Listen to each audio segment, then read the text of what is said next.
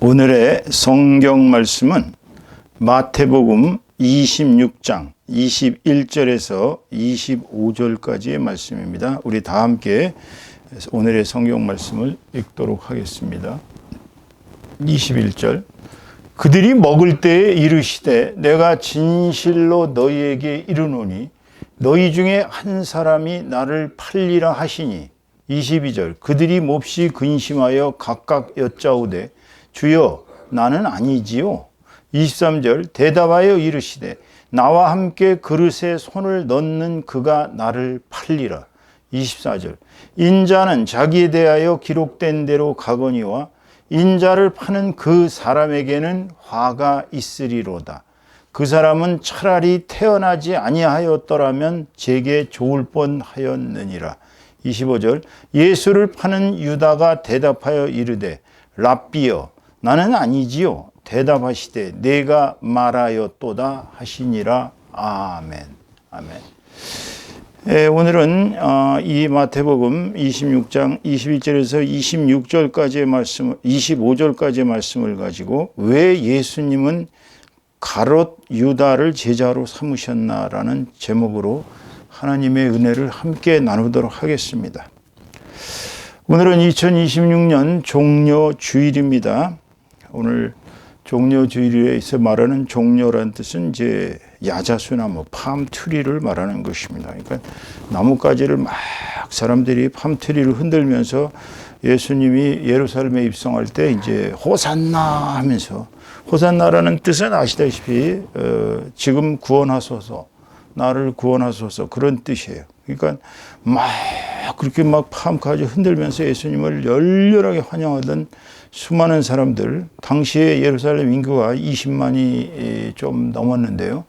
당시에는 이제 6월절을 맞아서 전 세계의 유대인들이 다 몰렸으니까 뭐 엄청 많았을 거예요. 거기에 온 예루살렘이 막 소동이 일어났다고 할 정도니까요.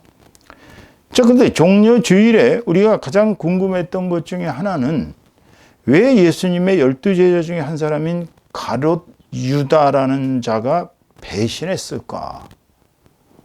자, 가롯이라는 말은 가롯 지방이라는 뜻입니다. 가롯 지방에 있는 유다. 마태복음 21장 7절에서 11절까지를 보면 오늘 예루살렘에 입성하시는 장면이 잘 나와 있습니다.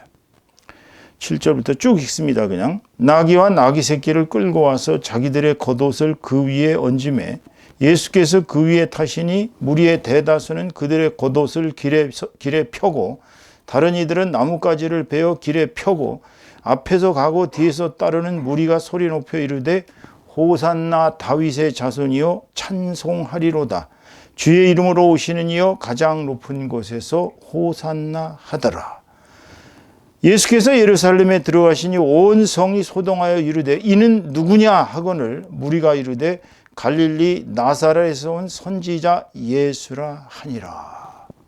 자, 호산나는 이제 구원하소서, 제발 구원하소서, 나를 구원하소서 그런 뜻이라고 말씀드렸죠. 예수님이 이렇게 종려주일날 예루살렘에 입성할 때 이스라엘 사람들은 호산나 하고 불렀습니다. 구원해달라고. 그런데 사실 오늘은 예수님의 고난이 시작되는 날이에요.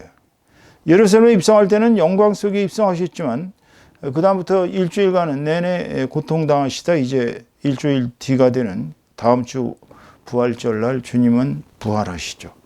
그러니까 2주간을 우리가 고난주간이라고 합니다.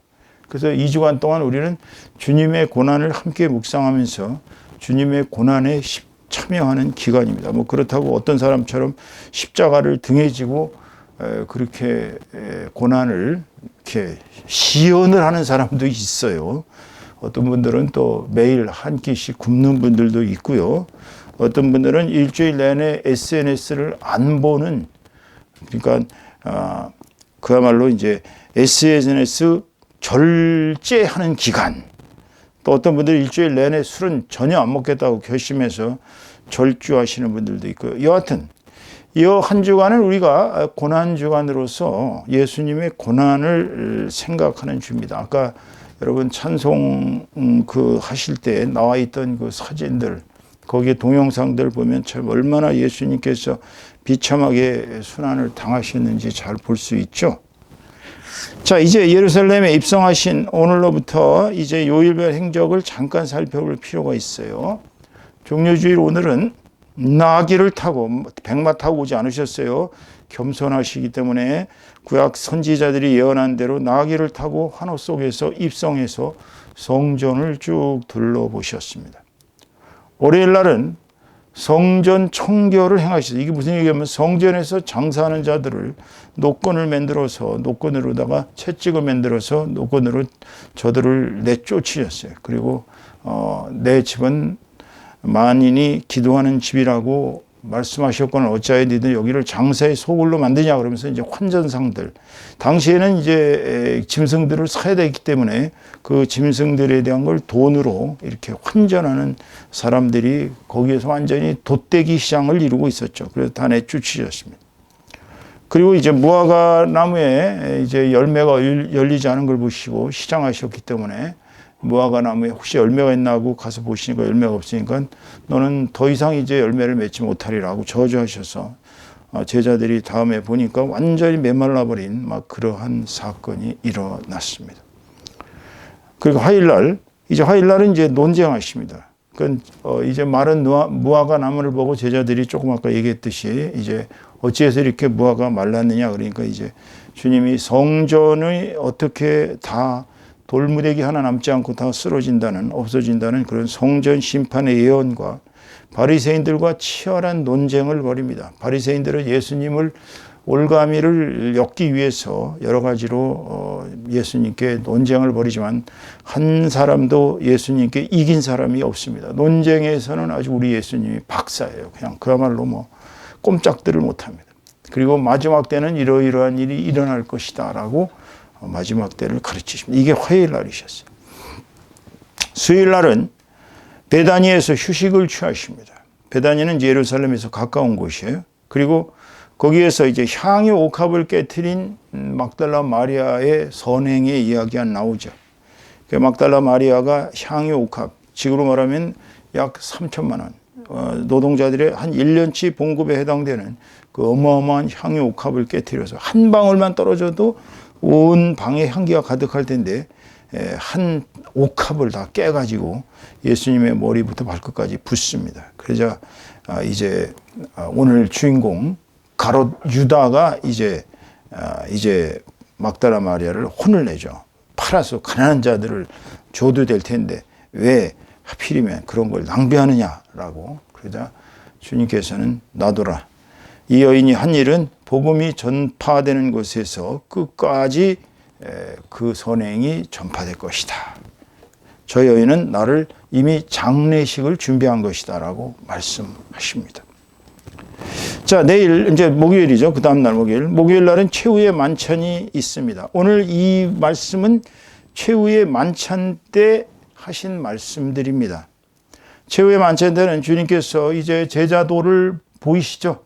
선생이 제자의 발을 씻기십니다. 그러면서 너희들도 이같이 섬기는 자가 되라고 섬김의 도리를 강조하십니다. 그리고 이제 성만찬을 제정하십니다.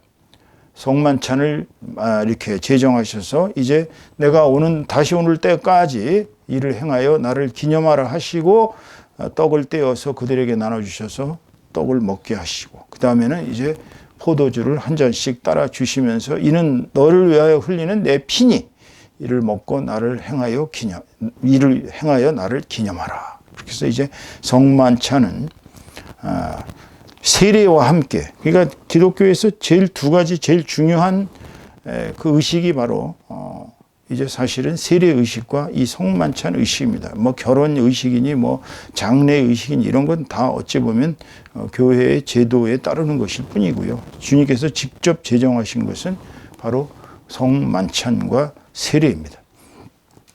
다음은 이제 금요일 날은 이제 그때 이제 13일하고 겹쳤다 그래서 이제 되게 13일과 금요일이 겹치면 불길하게 생각하죠. 이때는 이제 십자가 순환을 당하신 날, 신문당하셨어요. 고난을 당하십니다.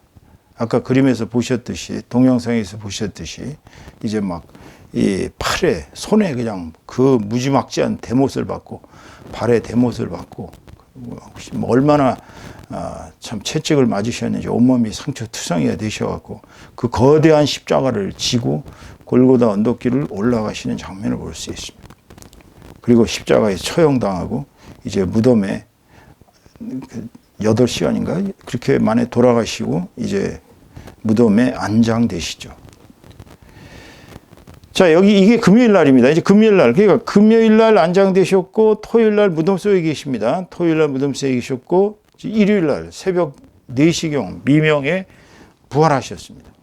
그러니까 금요일 날 돌아가셨고 토요일 날 하룻밤 무덤에 계셨고 하루 동안 그 다음에 일요일 날 새벽에 부활하셨기 때문에 3일 만에 장사한 지 3일 만에 이렇게 다시 살아나시고 이 부활의 기사가 나오는 것입니다. 그러니까 인류 역사에서 가장 어찌 본다면 정말 기적 같은 역사가 일어나는 것이 이번 주간이에요. 그러니까 이번 주간은 고난 주간이지만 동시에 이제 일요일 날 부활의 영광을 맞이하기 위해서 우리가 이제 인류 역사에서 이제 사망 권세가 깨진 거예요. 이제까지는 사망이라는 것 때문에 인간이 사단의 노예가 되어서 두려워했지만 이런 예수님께서 정말 뱀의 머리, 사탄의 머리를 깨부시셨어요. 그리고는 우리는 이제 죽음으로부터 영원한 부활의 영광에 참여했던 것입니다. 이것이 종려 주일부터 다음 주 부활절까지 예수님의 행적입니다. 그럼 오늘 왜 예수님은 이 배신자인 가롯 유다를 하필이면 제자로 선택하셨는가? 사실 좀 이상하잖아요. 왜 예수님 같이 전지전능하신 분이 가롯 유다 같은 배신자를 제자로 선택하셨는지 이 주제에 대해서 오늘은 말씀을 드리고자 합니다. 자, 예수님께서 가롯 유다를 제자로 선택하신 이유를 살펴보겠습니다. 첫째는 주님은 가롯 유다가 당신을 배신할 것을 이미 알고 계셨다는 점이에요. 그래서 제자들을 선택할 때, 근데 문제는 당신이 제자로 선택한 것이 아닙니다. 하나님의 뜻을 물었어요. 그래서 그분은 밤새내 기도한 후에 12제자를 선택하셨습니다. 누가복음 6장 12절에서 13절 말씀 이렇게 나와 있어요. 12절. 이때 예수께서 기도하시러 산으로 가사 밤이 새도록 하나님께 기도하시고 13절 밝음에 그 제자들을 부르사 그 중에서 12를 택하여 사도라 칭하셨으니. 그러니까 그냥 그 수많은 제자들 중에서 너 12제자, 너 12사도해 이렇게 한 게 아니에요. 하나님께 밤새내 기도한 후 12제자를 선택하십니다. 그러니까 그 중에 하나가 가롯 유다예요. 그러니까 가롯 유다의 선택은 하나님께서 그를 안배하신 것입니다. 두 번째로는요, 가롯 유다를 선택하신 것은 예수님의 십자가 대속만이 인류의 구원의 길이기 때문에 하나님께서는 예수님을 이스라엘의 유대교 지도자들에게 팔 악역을 지명하고 계신 거예요. 우리가 이걸 필요 악이라고 그러잖아요. 이 세상에 악인이 하나도 없다면 얼마나 천국이겠어요. 근데 그게 안 되거든. 악역이 필요했던 것입니다. 자, 보세요. 스가랴서 11장 12절에 13절 이렇게 얘기합니다. 12절. 스가랴서 내가 그들에게 이르되 너희가 좋게 여기거든 내 품삯을 내게 주고 그렇지 아니하거든 그만두라. 그들이 곧 은 30개를 달아서 내 품삯을 삼은지라. 13절. 여호와께서 내게 이르시되 그들이 나를 헤아린 바 그 삭슬 토기장이에게 던지라 하시기로 내가 곧 그 은 30개를 여호와의 전에서 토기장이에게 던지고, 여기서 나오는 내가가 바로 가롯 유다인 것입니다. 본문 24절 25절 보면요. 24절에 인자는 자기에게 대하여 기록된 대로 가거니와 인자를 파는 그 사람에게는 화가 있으리로다 그랬어요. 인자는 예수님이죠. 예수님은 이미 창세기 때부터 말라기에 이르기까지 예수님이 메시아로 이 땅에 오신다는 것은 계속 기록되어 있어요. 그러니까 예수님이 이 땅에 오셔서 그 길을, 십자가 고난의 길을 가시는 것은 그냥 정해진 길이에요. 그거는 하나님께서 만세 전부터 이미 인류 구원의 사역을 이루시기 위해서 예수라는 메시아를 이 땅에 보내시고 그분에게 모든 인류의 죄를 뒤집어 씌워서 순환을 당하게 하신 것은 하나님의 뜻입니다. 그렇지만 인자를 파는 그 사람에게는 화가 있으리로다 그랬어요. 그 사람은 차라리 태어나지 아니하였더라면 제게 좋을 뻔하였느니라. 태어나지 않았더라면 좋아할 것. 야, 이건 굉장한 어떻게 보면 저주죠, 사실. 정말 뭐 자식들이 부모한테 싸우다가 왜나 시오 하고 하는 사람도 있어요. 그거는 인간이기 때문에 태어나지 않는 게 차라리 더 편하다라고 마음을 그렇게 강박하게 먹는 경우도 많습니다. 그런데 예수님은 유다를 향하여 그렇게 얘기하신 것이 너는 태어나지 않았더라면 더 좋을 놈이다. 여러분한테 그런 얘기가 들린다고 생각해 보세요. 얼마나 끔찍하겠습니까? 25절 말씀에 예수를 파는 유다가 대답하여 이르되, 이 가롯 유다입니다. 라비어, 라비어는 선생님이에요. 선생님, 나는 아니지요. 그런데 예수님이 대답하시는데 네가 말하였도다. 그러니까 네가 말하였도다는 무슨 소리예요? 네가 바로 그자다, 그 소리예요. 그러니까 유다는 얼마나 충격을 받았겠어요. 자, 근데 이걸 잘 생각해 보면, 그러면 하나님께서 필요하게 도구로서 예수님을 유대교 지도자들한테 팔기 위해서 십자가 순환을 당하게 하시기 위해서 가룟 유다를 도구로 썼기 때문에, 그러면 하나님의 구속 사유 속에서 가룟 유다는 사실 그냥 하나님의 도구였잖아요. 도구. 그러면 죄가 없는 거 아닌가? 이렇게 생각하실 수가 있습니다. 그러니까 그런 식으로 논리를 얘기한다면 히틀러도 하나님의 도구요. 뭐 모든 악당들 다 하나님의 도구인 것입니다. 말이 안 되는 소리입니다, 여러분. 이건 왜 그러냐면요.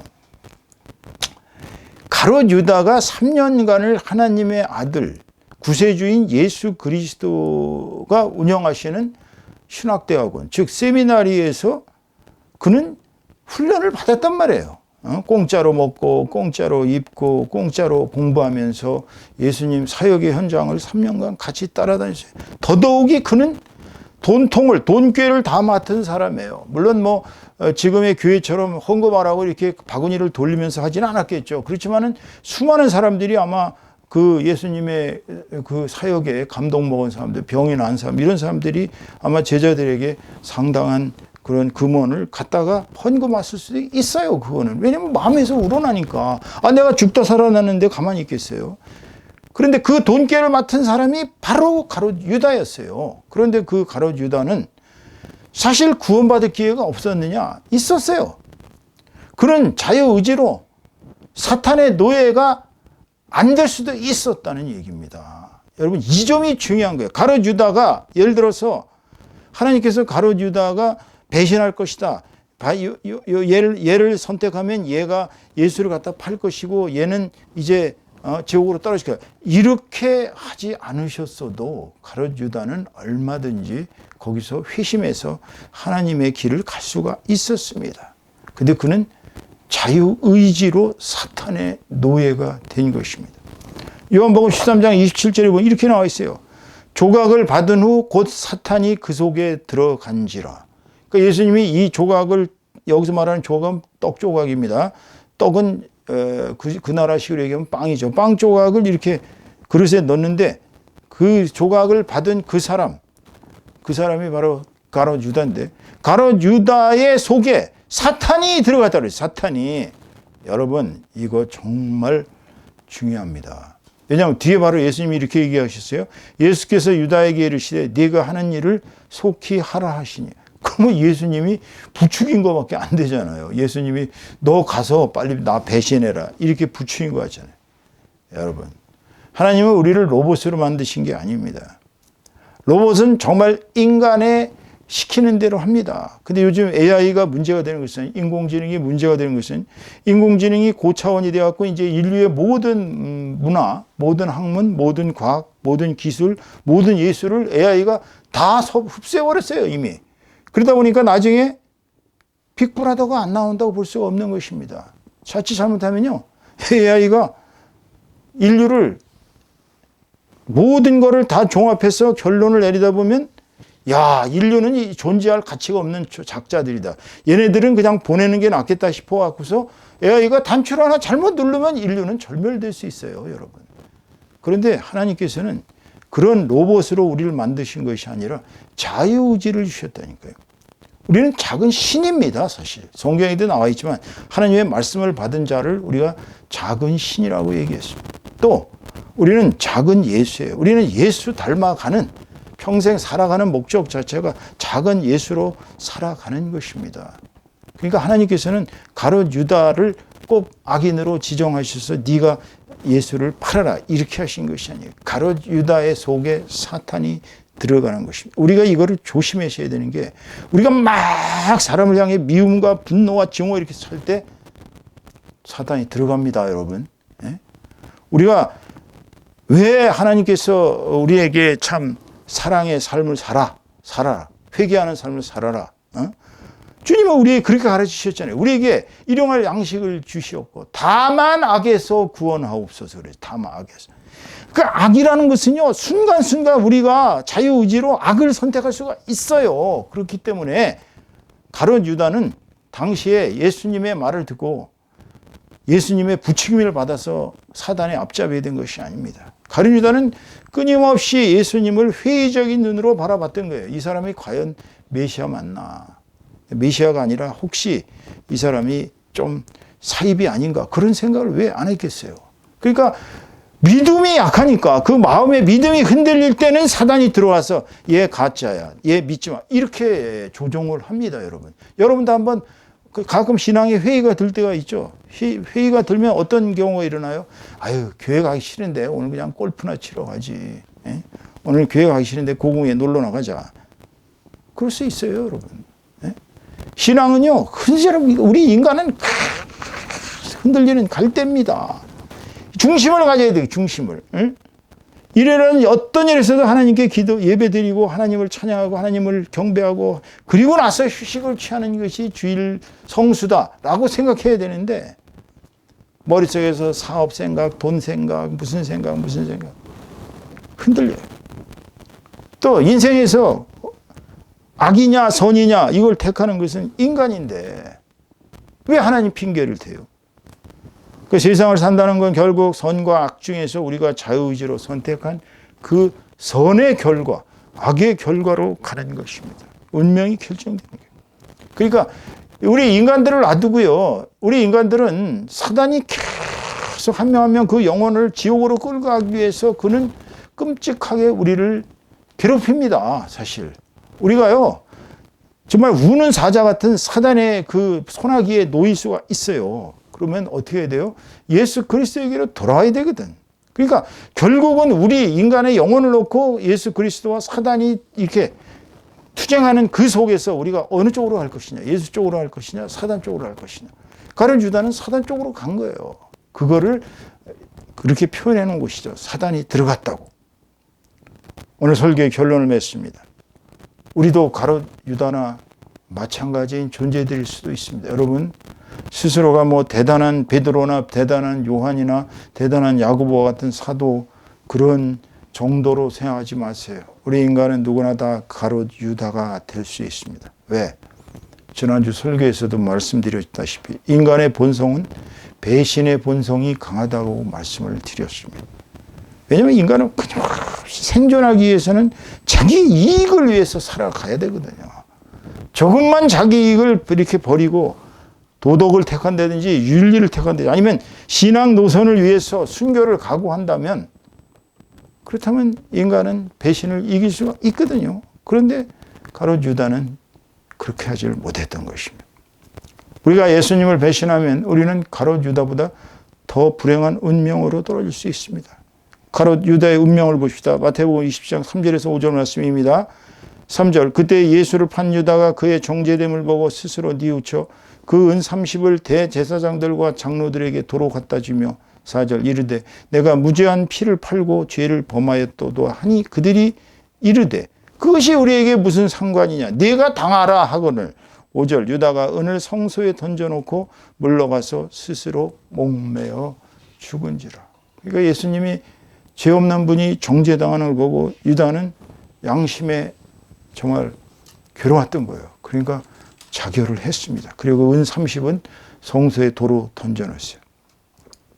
자, 우리가 가로주다와 같은 꼴이 될 수가 있습니다. 그 얘기는 우리가 영원한 생명에서 영원한 사망으로 옮겨가게 됩니다. 우리는 작은 신이요, 작은 예수요, 하나님의 아들과 딸인 천사들보다 더한 귀한 존재들입니다. 우리는 천국의 소유권을 가진 하나님의 상속자입니다.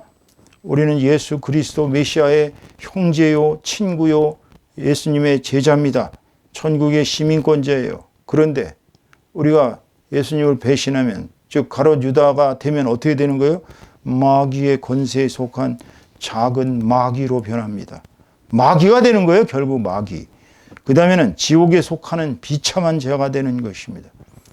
영원한 형벌 가운데 불 속에서 고통당해야 할 운명에 처하는 것입니다. 한마디로 어둠의 자식들로 전락하고 마는 것입니다. 그렇기 때문에 우리는 가롯 유다가 안 되기 위해서 우리는 예수 그리스도가 구세주고 하나님의 아들로 어떠한 경우가 처해도 예수님을 배신하면 안 되는 것입니다. 그러려면 어떻게 해야 돼요? 매일매일 기도하셔야 합니다. 매일매일 그분 말씀을 읽고 아주 씹어 삼켜서 피가 되고 살이 되도록 말씀이 내 속에 들어오시게 해야 됩니다. 찬송과 예배와 이런 경건 생활을 하셔야 돼요. 하나님 사랑, 이웃 사랑이 그냥 그 사람의 몸에서 향기가 나고 그 사람의 몸에서 예수의 그 거룩하신 모습이 나타날 때까지 그냥 계속 노력하는 것이 우리 인생이 되어야 되는 것입니다. 그런 사람들은 사는 자체가 행복하고 보람찬 선한 생활이에요. 선하게 산다는 것은요, 당신을 행복을 위한 것이지, 여러분 행복을 위한 것이지, 선한 생활을 하는 것이 무슨 하나님한테 무슨 크게 우리가 하나님한테 해드리는 게 아니에요. 우리가 정말로 착하게 살아야 합니다. 그냥 세상의 악은 다 1.1억이다 악은 버리고 오직 착하게 남을 위해서 그렇게 살아도 부족한 것이 인생이에요. 자신의 쾌락과 자신의 이익을 위해서만 살아가는 그런 존재들은 아무런 천국의 상급이 없어요.